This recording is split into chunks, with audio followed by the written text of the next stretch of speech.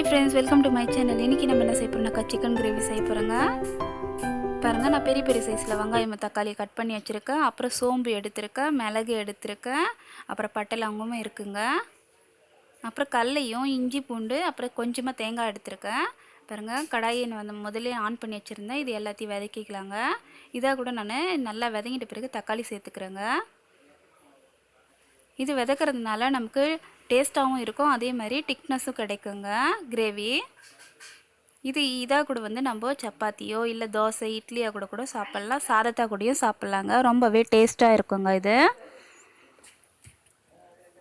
இது நல்லா வதக்கிட்டு நம்ம ஆற வச்சு மிக்ஸி ஜாரில் போட்டுக்கலாங்க.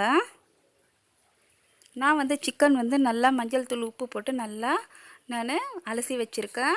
2 வெங்காயம் 2 தக்காளி தாளிக்கிறதுக்காக ரெடி பண்ணி வச்சுருக்கேன். இதை பாருங்கள், நான் சூடான பிறகு எண்ணெயை சேர்த்துட்டு கடுகும் போட்டிருக்கேன். அது பொரிஞ்ச உடனே நான் வெங்காயம் சேர்த்துருக்கேங்க. வெங்காயம் வதங்கின உடனே நான் தக்காளியும் கறிவேப்பிலையும் சேர்த்துக்கிறேங்க.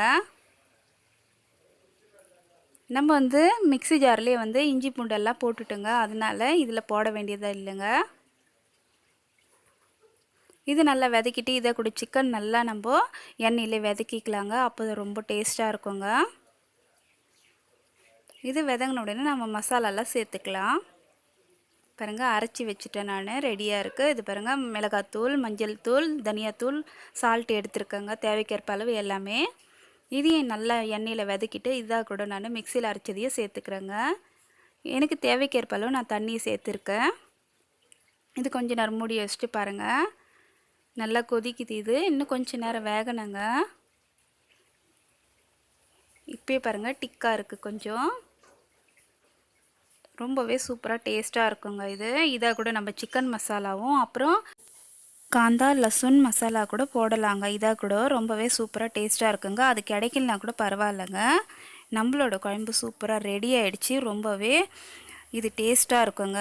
ஓகே ஃப்ரெண்ட்ஸ், இந்த வீடியோ உங்களுக்கு பிடிச்சிருந்தா லைக் பண்ணுங்கள், ஷேர் பண்ணுங்கள், கமெண்ட் பண்ணுங்கள், சப்ஸ்கிரைப் பண்ணுங்கள். தேங்க்யூ ஃபார் வாட்சிங் கைஸ்.